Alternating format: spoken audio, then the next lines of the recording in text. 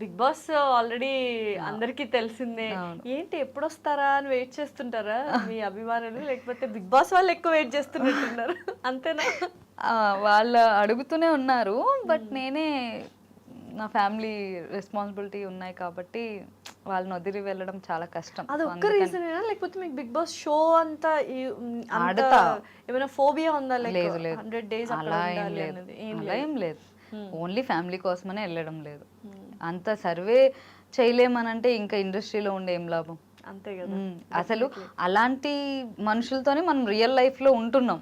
అక్కడ ఉండేది ఘోరగానే ఉంటున్నా మరి ఇక్కడంటే ఇంకో ప్లేస్కి వెళ్ళు, లేకపోతే ఫోన్ చూసుకుని డైవర్ట్ అవుతాం. అక్కడ ఏమీ లేక అక్కడికక్కడే కొట్టుకుని అక్కడక్కడే బరస్ట్ అవుతున్నారు. సో అక్కడ ఉండేది ఇక్కడ ఉండేది సేమే, బట్ అక్కడ యాక్టివిటీస్ ఉంటాయి. సో మనల్ని గెలవాలి అనే ఒక ఫోకసే ఉంటుంది. ఇక్కడ కూడా గెలవాలి, బట్ ఆ గెలుపు కోసం తాపత్రయపడుతూనే ఉంటాం. అక్కడ ఎండ్ ఉంటుంది, ఇక్కడ ఎండ్ ఉండదు. అంతే అంతే. సో బిగ్ బాస్ కి వెళ్ళరు? నో లేదు, నో వే. అసలు ప్రస్తుతానికి నేను వెళ్ళను, అసలు ఛాన్సే లేదు. అయితే ఏంటి సత్యశ్రీ గారికి పెళ్ళవ్వాలంటే ఇల్లరికమే కావాలి, ఇల్లరిక పల్లుడేనే పెళ్లి చేసుకుంటారంట మీరు? అదే మా దాంట్లోనే చెప్పారు. అవును అవును, ఇల్లరికం అని కాదు. లైక్ నేను ఏం చెప్పాను, హౌ ఇస్ ఇట్ పాసిబుల్ అనేది నాకు అర్థం కాదు. ఇల్లరికం అని అనట్లేదు. లైక్ ఏంటంటే ఇప్పుడు నేను పెళ్ళిని లవ్ మ్యారేజ్ అయినా అరేంజ్ మ్యారేజ్ అయినా మా అమ్మ నాన్నని ఎలాగైతే చూసుకుంటున్నానో నేను నీ ఇంటికి వచ్చిన మీ అమ్మ నాన్నని కూడా, అంటే నా అత్త మామని కూడా నేను అట్లానే చూసుకుంటాను. బట్ నువ్వు కూడా మా అమ్మ నాన్నని అలాగే చూసుకోవాలి అని అంటున్నా.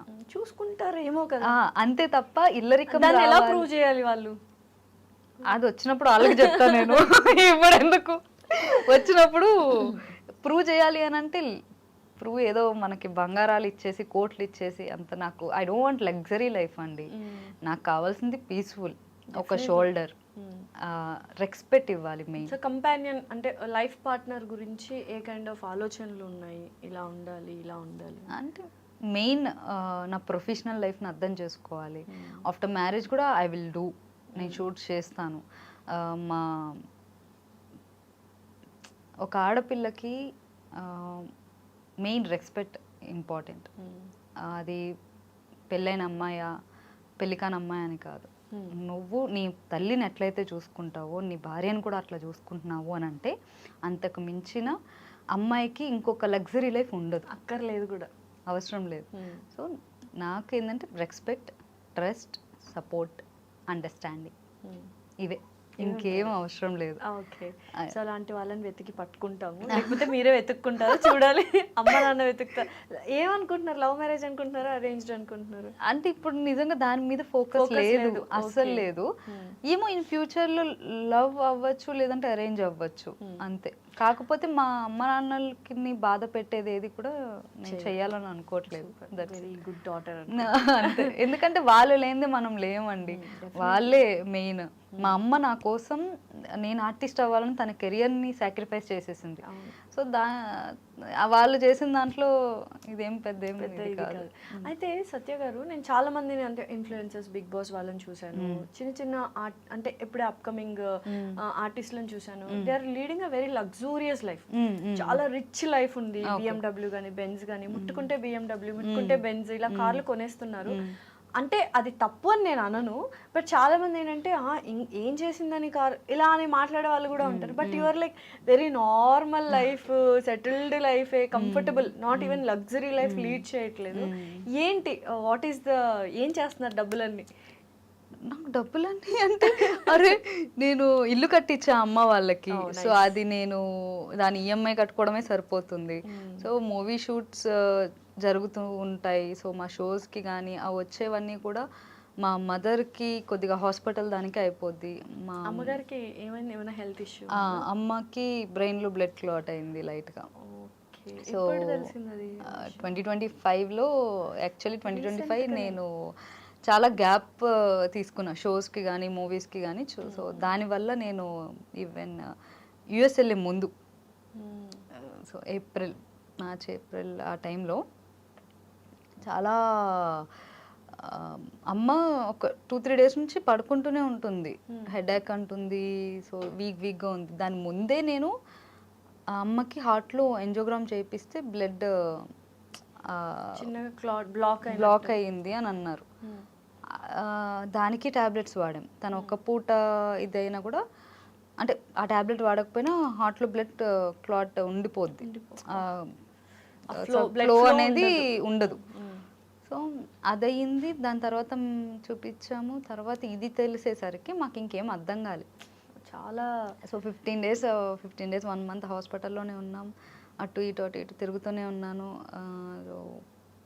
ఆ టైంలో ఇంకా అమ్మకి నేను లేకపోతే అవ్వదు ఇంకా. సో నేను బిగ్ బాస్ వెళ్ళకపోవడం కూడా ఇదే రీజన్ మెయిన్. ఓకే, అమ్మగారికి బాగాలేదు. ఇప్పుడు ఓకే, ఎవ్రీథింగ్ క్లాట్ తగ్గిపోతుందా? తగ్గుతుంది. బట్ ఎక్కువ స్ట్రెస్ తీసుకున్నా, తను ఎక్కువ పని చేసినా, టెన్షన్ పడ్డా, పెరాలసిస్ వచ్చి తన కోమాలోకి వెళ్ళే అవకాశాలు ఉన్నాయని చెప్పారు. కానీ ఇలా ఉండాలి కదా, ఇంకా దిన గండం లాగా ఉండాలి కదా.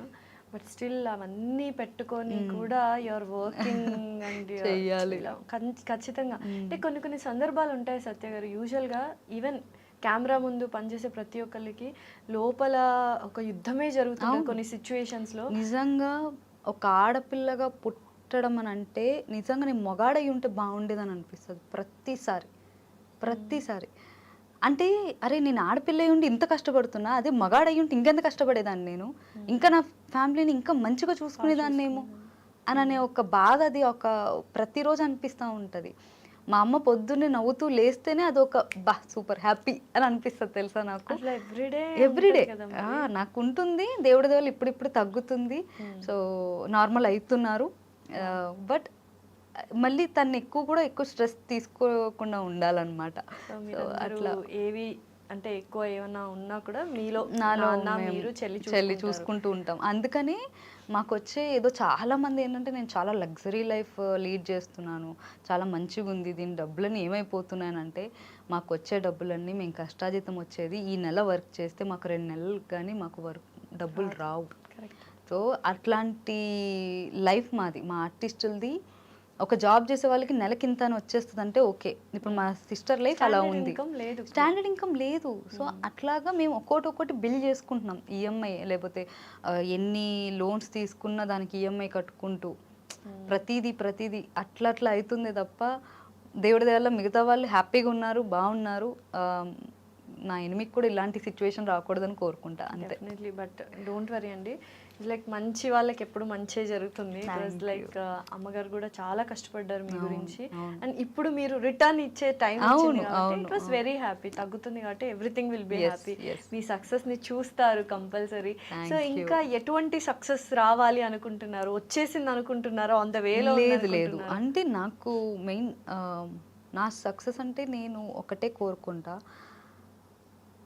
నాకు తెలియని వాళ్ళు కూడా రేపన్న రోజు నేను పోతే నాకు తెలియని వాళ్ళు కూడా వచ్చి ఏడవాలి.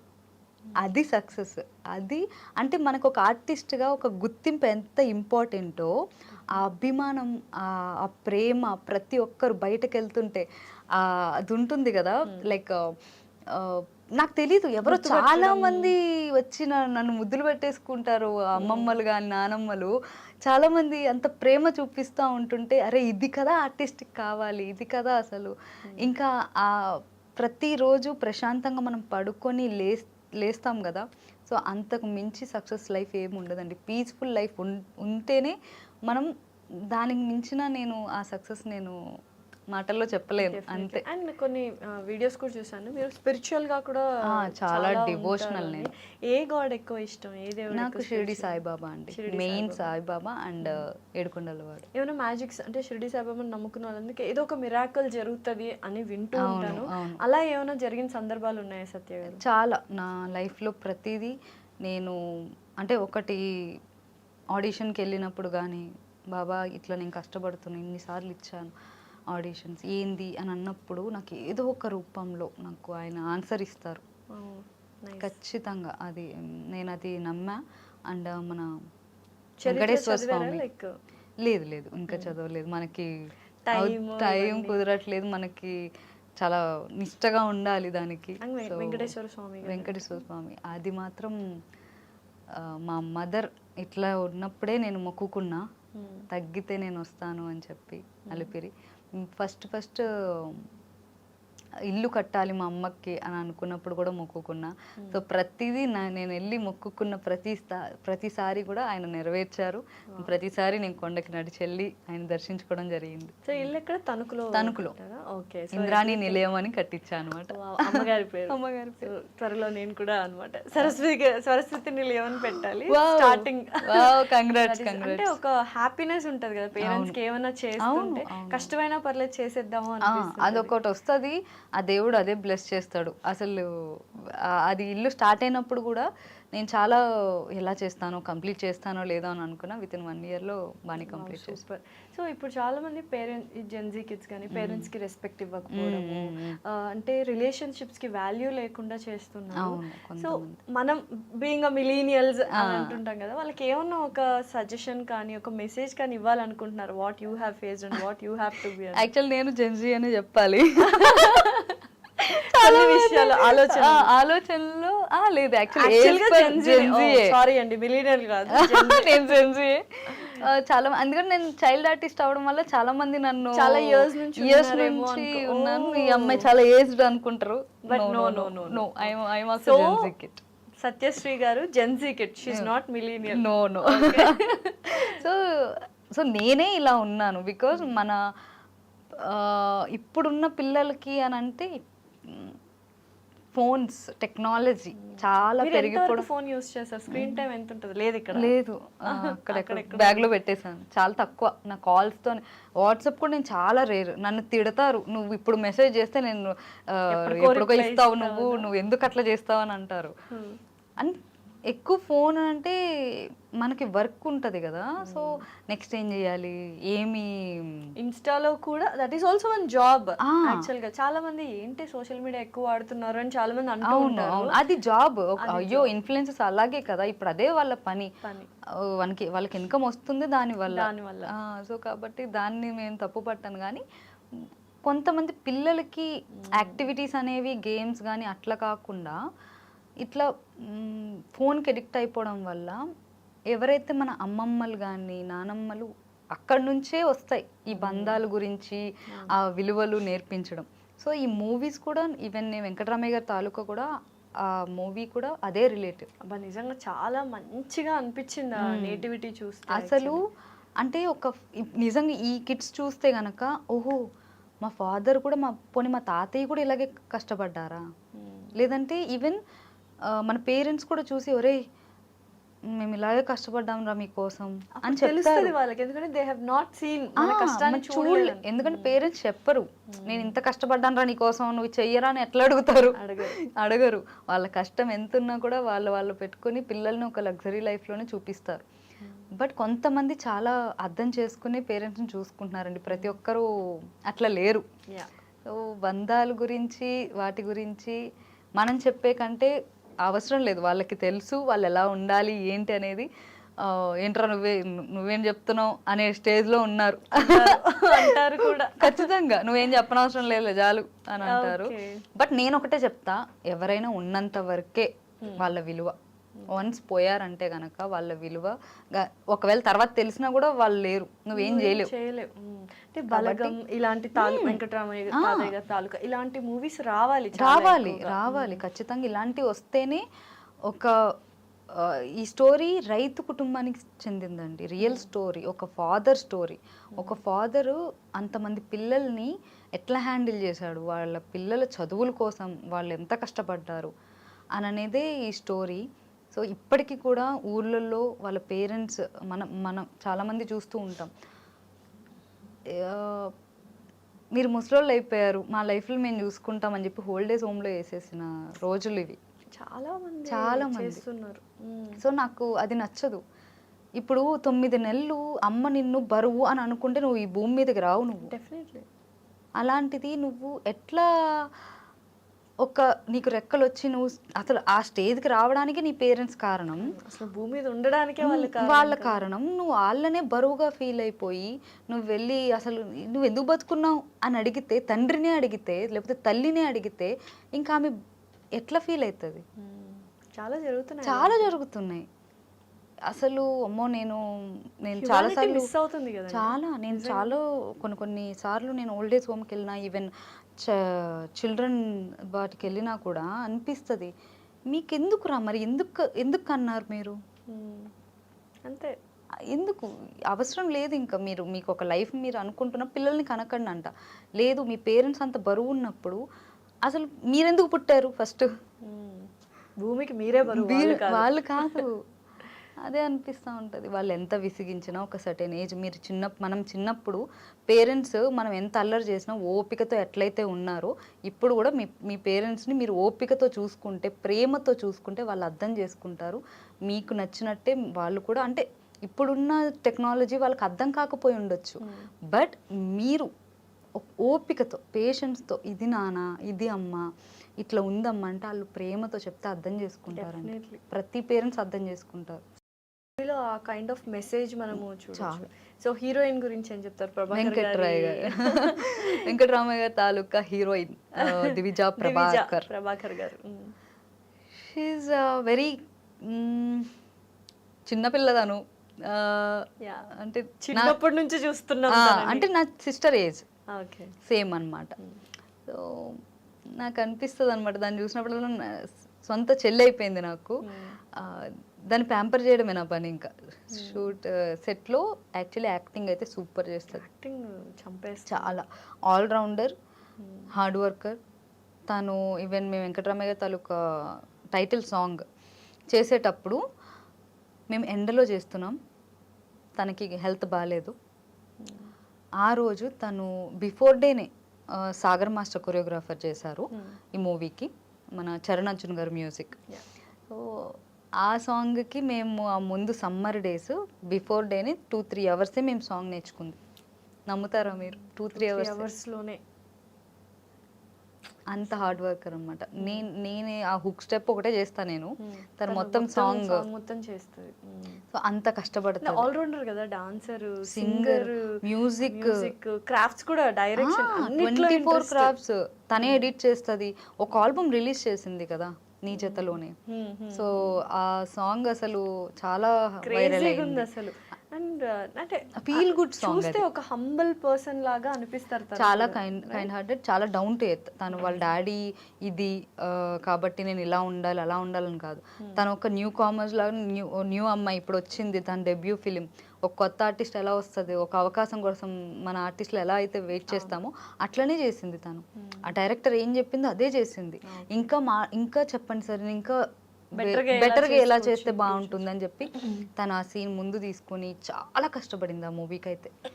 ఈవెన్ నాన్న చనిపోయే సీన్లో కానీ, అమ్మ చనిపోయే సీన్లో ఎమోషన్స్ తన్ని చూసి జూనియర్ ఆర్టిస్టులు కూడా ఏడ్చారండి. అంత ఏడ్చింది. నాకైతే ఇంత బాగా చేస్తుందా అంటే, నేను ఫస్ట్ డెబ్యూ ఫిలిం ఏం చేస్తుందిలే అని అనుకున్నా, తను చూశాక హ్యాట్స్ ఆఫ్ అనిపించింది. తను నిజంగా ఎమోషనల్ సీన్స్ చేయడం చాలా కష్టం. అంటే నేను కామెడీ చేయడం కూడా చాలా కష్టం. Timing main. అంటే ఇది ఎమోషన్ అనేది మనం చేసాము, ఇది అయిపోతుంది. బట్ కామెడీ టీమ్ అది. సో అట్లా ఏదైనా కూడా ఒక ఎమోషన్ని పండించడం అని అంటే అది నార్మల్ విషయం కాదు. ఈ మధ్య చాలా మంది ఆర్టిస్టులు గ్లిజరిన్ వేసుకోకుండా న్యాచురల్ గానే ఏడుస్తున్నారు. లైక్ సో అది అవుతుందా, పాసిబుల్ అసలు? ఈవెన్ దివిజా ఆల్సో, మీ ఆల్సో. అవునా? గ్లిజరిన్ వేసుకో ఎలా తెచ్చుకుంటారు? ఫస్ట్ యూ ఫీల్ ఏడుపు రావాలంటే ఇంకా క్యారెక్టర్లో ఉంటాం. ఇప్పుడు నిజంగానే అక్కడ మా అమ్మ చచ్చిపోయింది, నిజంగా మన అమ్మ చచ్చిపోయారంటే ఏడుపు రాదా? ఆ ఫీల్ వస్తుంది కదా. అప్పుడు అసలు ఊహించుకుంటేనే మనం షివర్ అవుతాం. అట్లాగా ఆ ఫీల్ వచ్చేస్తుంది. ఇంకా ఆర్టిస్ట్కి అదే మెయిన్. ఈవెన్ సుధమ్మ గారు కూడా, అమ్మో ఆవిడైతే మాట్లాడితేనే కళ్ళలో నీళ్లుంటాయి. ఆవిడతో యాక్ట్ చేయడమే నాకు ఒక అదృష్టంగా భావించాను. మాట్లాడడం కూడా, ఇంటర్వ్యూలో ఆ క్వశ్చన్ అడిగే ఆన్సర్ కూడా, అది కూడా ఒక ఫీల్ అసలు. గ్రేట్ ఆర్టిస్టులు ఉన్నారు అసలు కదా. నేను అప్పుడు అమ్మ చాలా ఒక సీనియారిటీ చూపించారబ్బా, చాలా కంఫర్టబుల్. చాలా ఒక రోజు అయితే మేము పెళ్లి సీన్ చేస్తుంటే నేను ప్రీ రిలీజ్ ఈవెంట్లో కూడా చెప్పా, అట్లా నేల మీద పడుకున్నారు ఆమె. షార్ట్ రెడీ అంటున్నారు, ఆమె ఇంకా ఒక గ్యాప్ ఉంది గుడిలో, అమ్మవారి గుడి పక్కనే ప్లేస్ ఉంటే గర్భగుడి దగ్గర అక్కడే పడుకున్నారు. అంటే ఒక ఆర్టిస్ట్కి మనకి ఒక లగ్జరీస్ కాదు, ఒక యాక్టింగ్ చేయాలని అంటే ఒక కంఫర్ట్ కాదు. ఎంత కష్టపడినా ఎంత ఇది చేసినా ఆ సక్సెస్ అనేది ఖచ్చితంగా మనకి దక్కుతుంది. డెఫినెట్లీ. సో చాలా మంది పెద్ద పెద్ద ఆర్టిస్టులతో వర్క్ చేస్తున్నారు, మీరు ఒక మంచి పెద్ద ఆర్టిస్ట్ అయిపోవాలి, ప్యాడింగ్ ఆర్టిస్ట్ అని వచ్చేసేయాలి. సో డెఫినెట్లీ మీరు ఎవాల్వ్ అయిన విధానం కూడా నాకు బాగా నచ్చింది. Very close to every once heart మీరు ఇప్పుడు, సత్య గారు. వెరీ ఆల్ ది బెస్ట్ అండి. Thank you. మీకు కూడా సరస్వతి నిలయానికి ఆల్ ద బెస్ట్. మమ్మల్ని కూడా పిలవండి, గృహప్రవేశానికి మేము వస్తాం. కంగ్రాట్స్. ఓకే అండి, bye. And for more videos, Please subscribe to iDream. Please subscribe to iDream. Please subscribe iDream. And please subscribe to iDream. For more videos, subscribe to iDream. please like, share, and subscribe to the channel. Congratulations, iDream. subscribe to iDream. Subscribe to iDream. So subscribe to iDream Media. iDream team andarki huge congratulations. Please subscribe iDream Media. Please subscribe to iDream.